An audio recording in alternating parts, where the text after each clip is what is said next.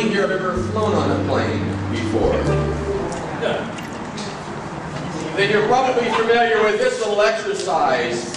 In case of turbulence, if the mask drops, you remember the instructions? You were supposed to put your own on first, and you know why? Because you're of no good to anybody if you're a victim yourself. So first and foremost, you've got to make sure that you don't become a victim, or you'll have no participation in saving others. This is an important lesson for us as neighborhood councils. The city of Los Angeles is experiencing some tremendous turbulence. Some might say it's emergency conditions. And so it's very important that we focus very specifically on saving the neighborhood council system and participating in making sure that it's in position to help save the city. And that's what we're going to focus on today. And Doug Epperhart now has an overview of a proposal that was endorsed resoundingly last week. And then, of course, we'll move into NC funding, and then, of course, next steps, the strategies for making that all happen today and in advance of the E&N committee on Tuesday. How many of you saw this last week? Because I don't want to bore everybody just by, it's been tweaked a little bit, but this essentially is the restructuring of the Department of Neighborhood Empowerment that you all, well, many of you saw and approved last week. The department is being downsized. I mean, that's already happening to, I believe, 17 positions. That is ongoing. Some people, I understand, have already left, and others are on the way out there, on the way out the door very quickly. What is proposed here is what Sean calls a hybrid department.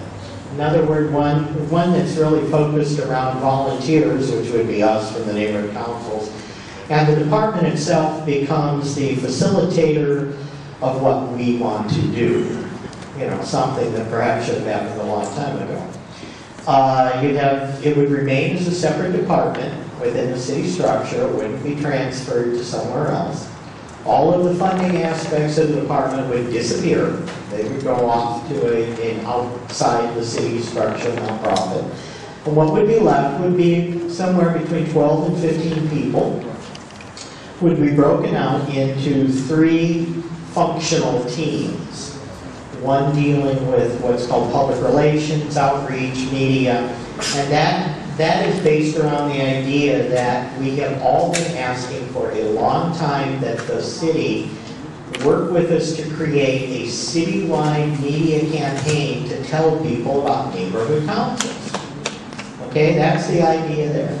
The government relations function, that team would deal with things like certification of new neighborhood councils, decertification of bad neighborhood councils, although we know there aren't any, MOUs and liaisons with departments, and anything within that aspect of neighborhood councils working within the governmental structure. And then finally, the training executive there, that's the idea that the work that's already beginning to happen with Marlene Savage from Delray and some others in terms of creating mentoring teams, and actual useful training, not just, you know, here's the law of the Brown Act and city ethics, 90% of which doesn't apply, and so on and so forth.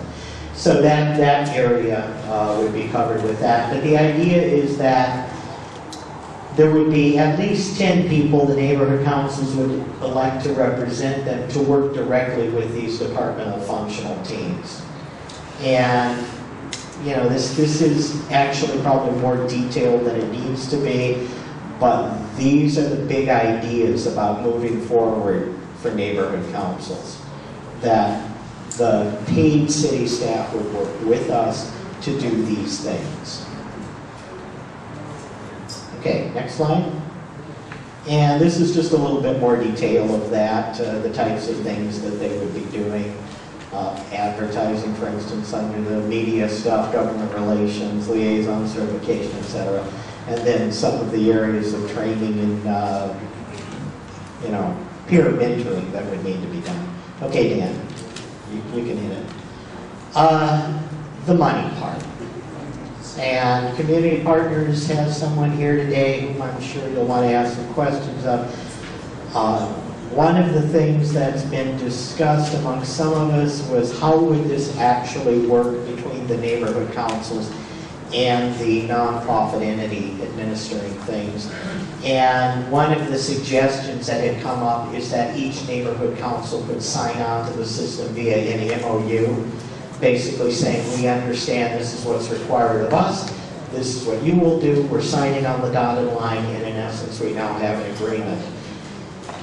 It actually, I think, can clean things up for neighborhood councils, and what it does perhaps more than anything else is it takes the money that we use out of the realm of politics. Because that's really been a big part of the problem in terms of dealing with the department, at least in my opinion. And I've been a treasurer, I've been a president, I've been there. Go ahead. This is a sheet breaking out the various costs. Again, this is all very fluid, but as you can see, the bottom line there is a net saving of somewhere over $4 million. I think this is certainly equal to and maybe in excess of what the CAO has been looking at for the system.